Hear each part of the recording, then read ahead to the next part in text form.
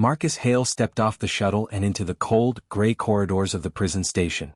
The walls hummed with the sound of machinery and blinking lights cast long shadows. He had seen many prisons before, but this one was different. It floated silently above a barren planet, far from any bustling city. The emptiness outside the windows made the station feel like it hung in space all alone, forgotten by the galaxy. His assignment was routine: check on prisoners, monitor security systems, and ensure everything ran smoothly. It was not exciting work, but Marcus had learned to find small moments of interest in the dullness. As he walked past cell blocks, he noticed the prisoners moving slowly in their routines. Some worked out, some sat silently in their cells. One cell caught his attention more than the others. It was at the end of a long corridor, dimly lit.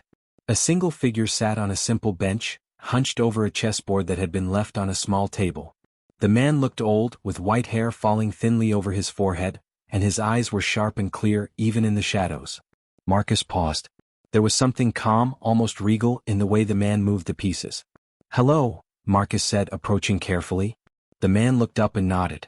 "Hello," he replied softly. His voice was quiet but firm. "Do you know how to play?" Marcus smiled. "A little. I used to play with my brother when I was younger. He was not a strong player, but he liked games that made him think." The prisoner gestured toward the board. "If you wish, we can play," he said. Marcus hesitated for a moment. Guards were not usually allowed to spend time with prisoners like this. But something about the man felt different. There was no threat, no anger. Just patience. "All right," Marcus said. "One game." They sat opposite each other. Marcus moved his first pawn, careful and slow. The prisoner watched, then moved a knight. The pieces clicked softly on the table, the only sound in the empty corridor. Marcus noticed how the prisoner did not rush, yet he seemed to see the whole board at once. Every move was thoughtful, precise. "You are patient," the prisoner said quietly. "Most people are too quick to act." Marcus shrugged. "I like to think things through. Helps me avoid mistakes." The prisoner smiled faintly. "A wise habit." The game continued. Marcus tried a tactic he had learned from a book, but the prisoner countered it easily. He adjusted his pieces, anticipating Marcus's next move as if he could see the future. Marcus frowned, surprised. He had never played anyone like this.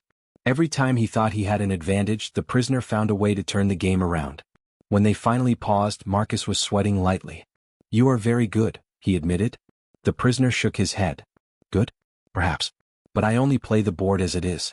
The game teaches patience and thought. That is what I like." Marcus nodded, intrigued. "I didn't expect to find anyone like you here." The prisoner's eyes seemed to hold a hint of sadness. "Neither did I. But perhaps we are both lucky in a way. Even in a place like this, the mind can wander. The game keeps me company."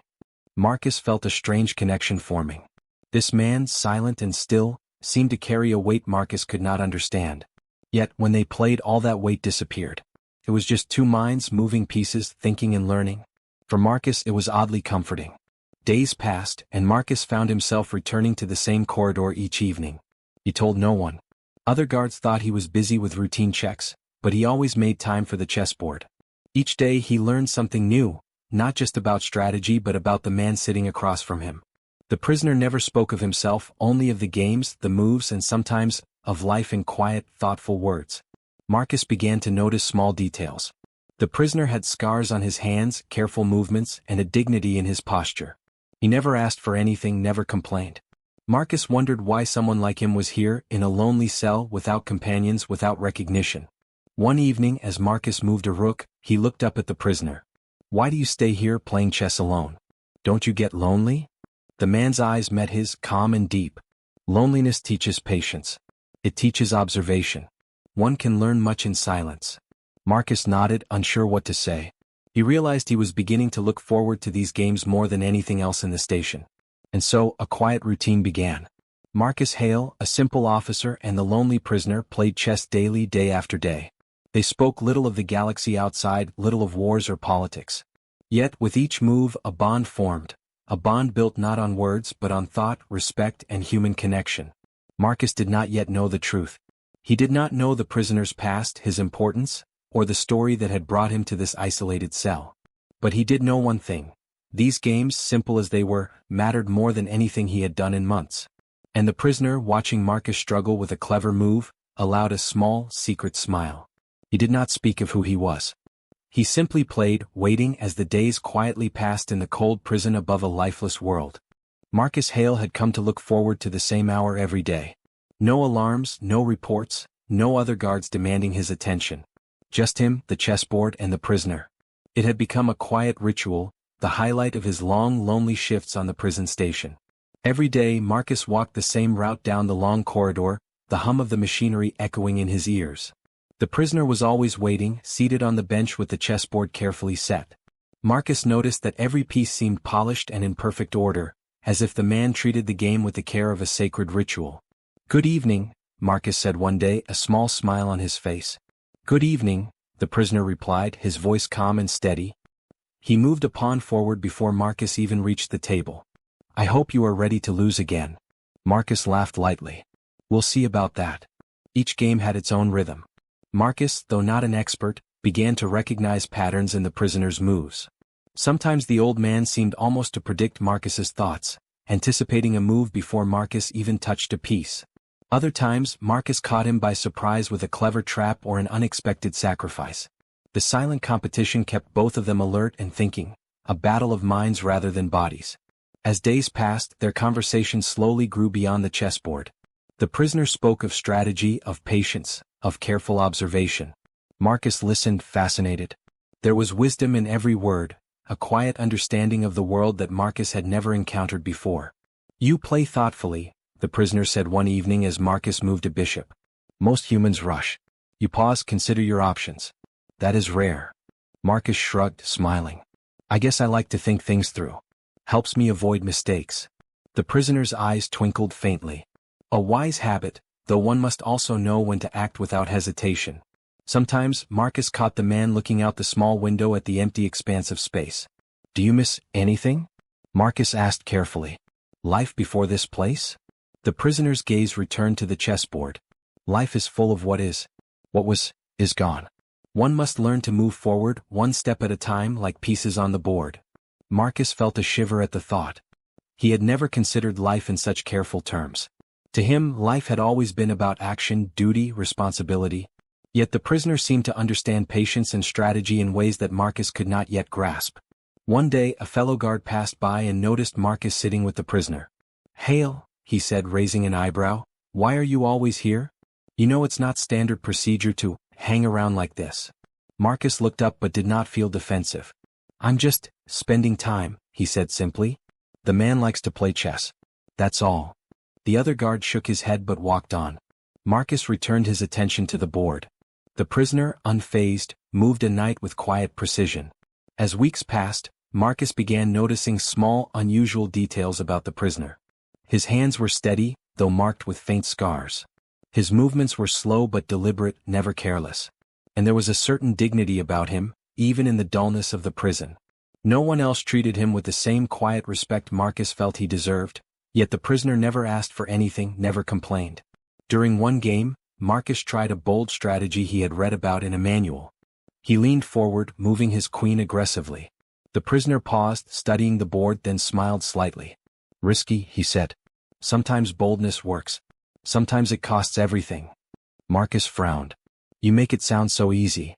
"Experience," the prisoner said simply, "and patience. Both are hard to learn." Marcus felt a strange admiration. Here was a man who had clearly seen much more of the universe than he had. Who had learned lessons Marcus could only imagine. And yet, he was sitting here, in this forgotten cell, playing chess with a simple officer. There was humility in that, Marcus realized. A quiet strength. He began to bring small things to their meetings. A cup of water, an extra set of pieces, sometimes a story from his childhood. The prisoner listened with the same quiet attention he gave the game, nodding, occasionally asking questions. Marcus began to feel as if these games were not just a pastime but a kind of conversation, a bridge between two very different lives. One evening, as Marcus moved a rook across the board, he looked up at the prisoner. "Do you ever think about leaving? About what comes after this place?" The prisoner did not answer immediately.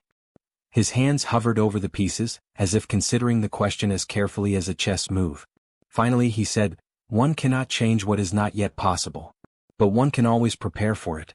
That is all that matters." Marcus nodded slowly. He did not fully understand the words but he felt their weight. There was more to this man than he could see. More wisdom, more patience, more experience. And yet, in this lonely corner of a forgotten prison, he was just another person, like Marcus himself, seeking connection, seeking purpose, seeking understanding. And so, day after day, the ritual continued. Marcus Hale, the officer, and the lonely prisoner played chess. They spoke little yet shared much. With each game, the bond between them grew, built not on words, but on thought, respect, and quiet companionship. Marcus did not know it yet, but these small moments, these simple games, were shaping something greater than either of them realized. Something that, in time, would change more than just their lives. For now, it was enough to sit in the dim light of the corridor, moving pieces across a chessboard and feeling for the first time in a long while, that he was exactly where he needed to be. The days on the prison station passed quietly, but Marcus began noticing small changes. Messages arrived more often, reports of unrest in distant star systems, whispers of political struggles and rumors of rebellion. Most of it was far away, not his concern, or so he thought. Still, the air felt heavier, as if something unseen was moving through the galaxy while he walked the corridors of the empty station. He continued his daily visits to the lonely prisoner. The chess games had become faster now. Both of them anticipated moves without hesitation. Marcus found himself thinking ahead more than usual, planning strategies not just for the game, but for his own life on the station.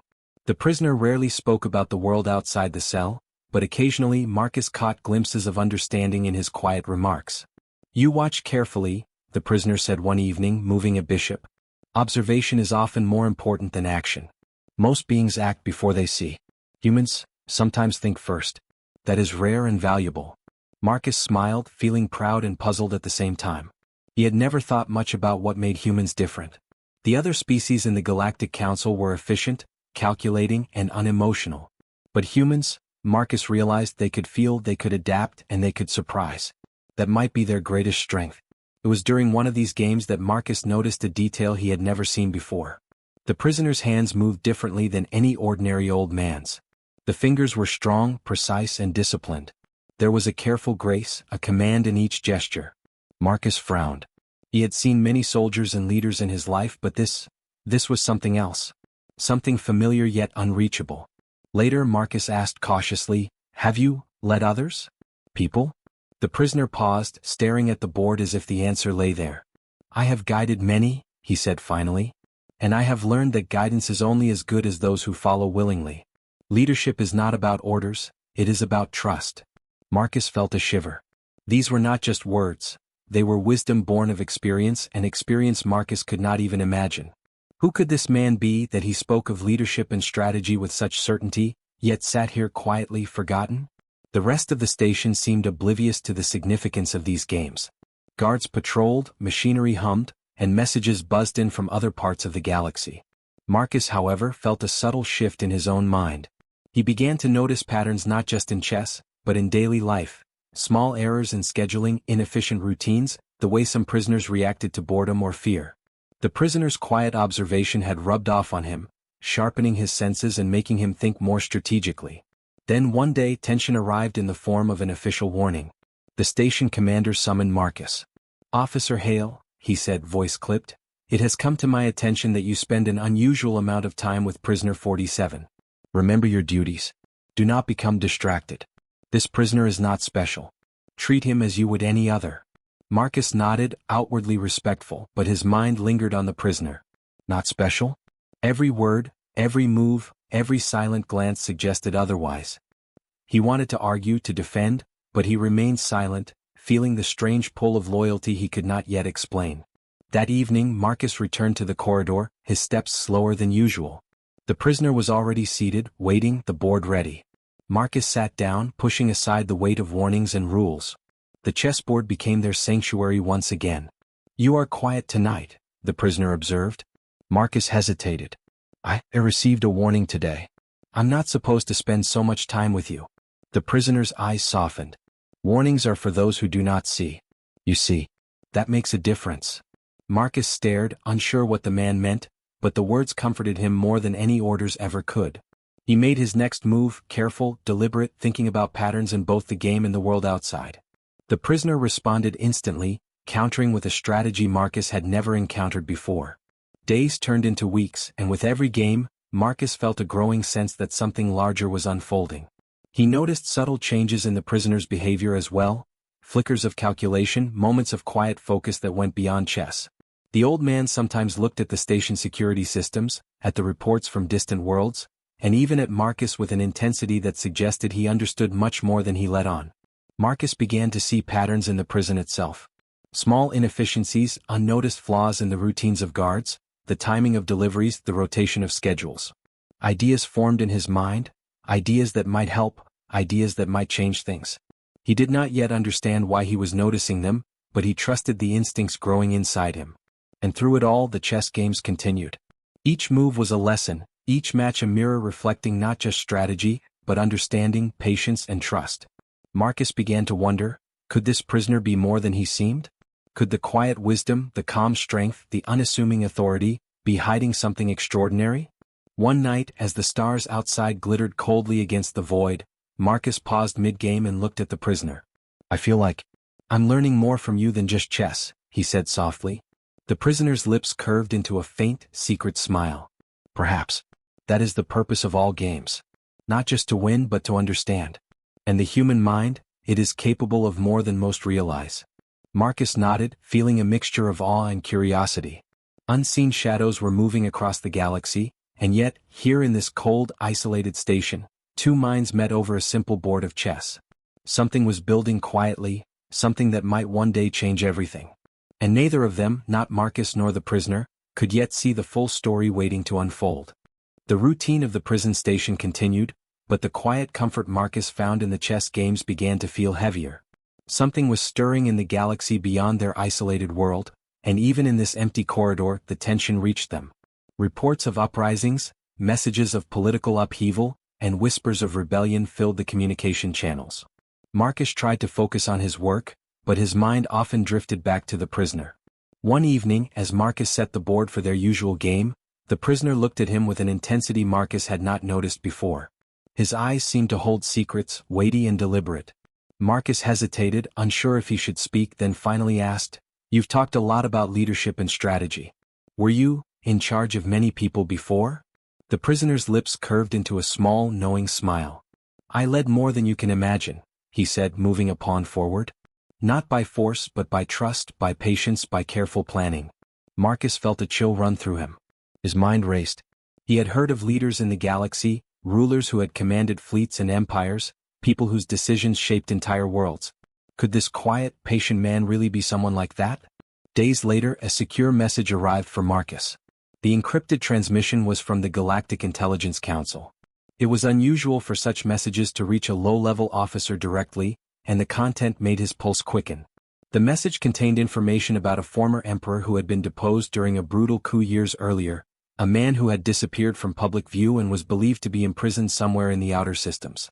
Marcus' hands shook slightly as he read the details. The description, the posture, the age, the mannerisms, matched the prisoner perfectly. His mind reeled. Could it be possible? Could this lonely man who spent hours quietly playing chess really be the former ruler of a human empire? That evening, Marcus approached the prisoner with a mix of awe and disbelief. I need to ask you something," he said, trying to keep his voice steady. "Are you Emperor Kale?" The prisoner looked up, calm as if he had been waiting for this moment. "It seems the truth cannot be hidden forever," he said softly. "Yes, I am Kale." Marcus froze. He had expected many things when he came to this prison station, but never this. The man sitting across from him, the one he had come to respect and admire, was a former emperor, the ruler of an entire galaxy. For a long moment, neither spoke. Marcus felt a mix of emotions: fear, respect, guilt for not realizing sooner, and awe at the quiet strength of the man before him.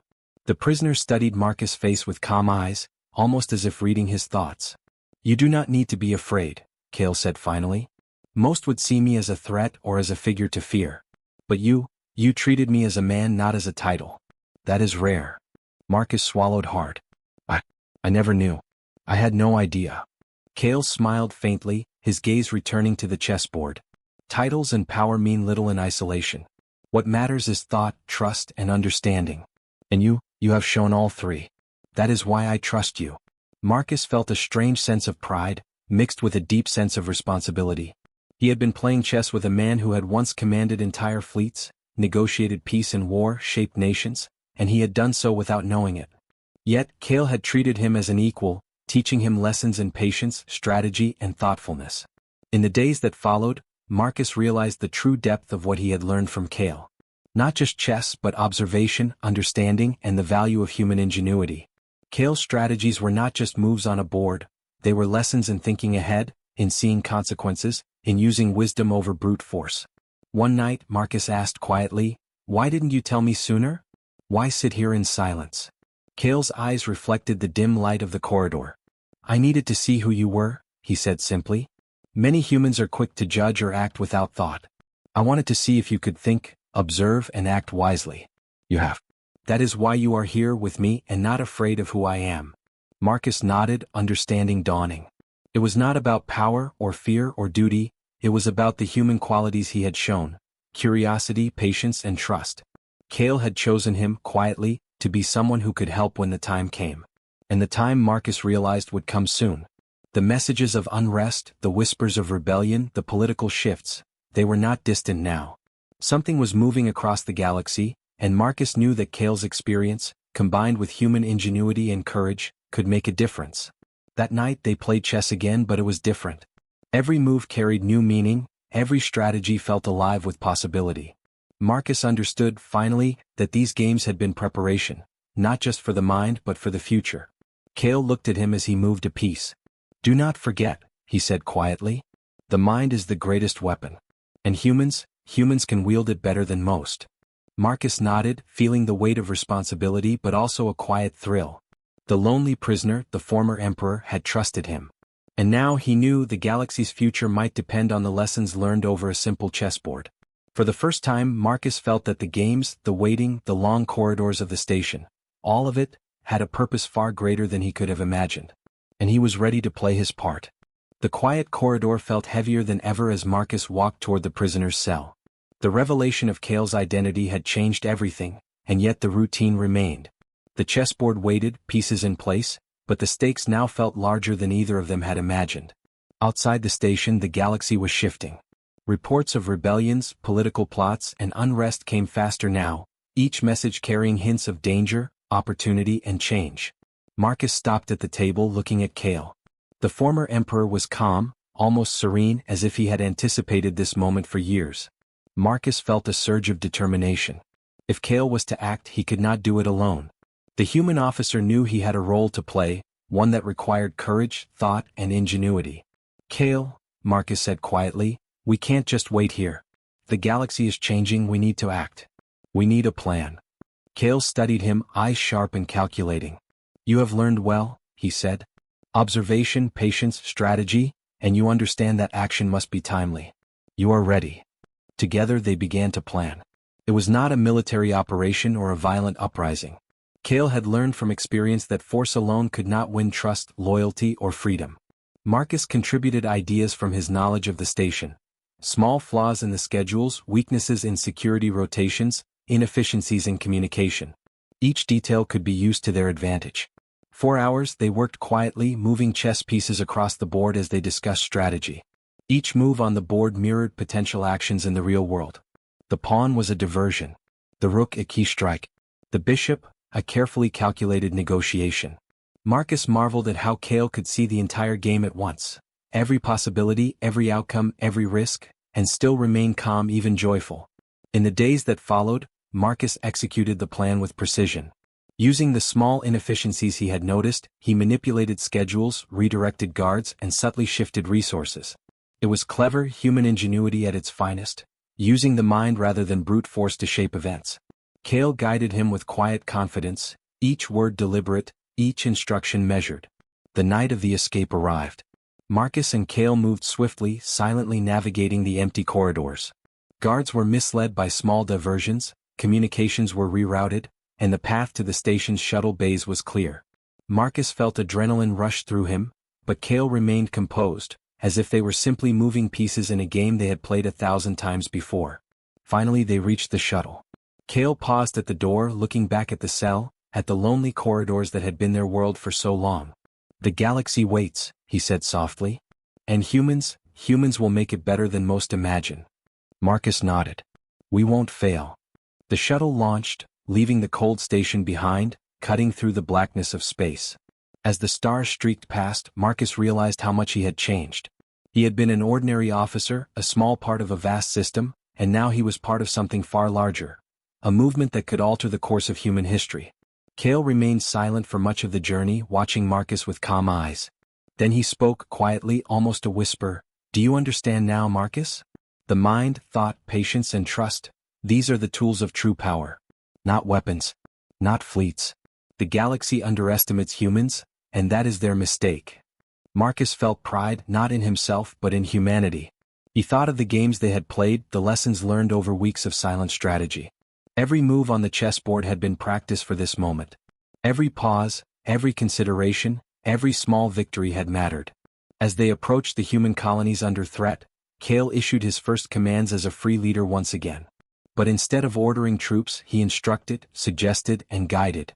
Marcus executed each plan with care, using clever tactics and thoughtful improvisation.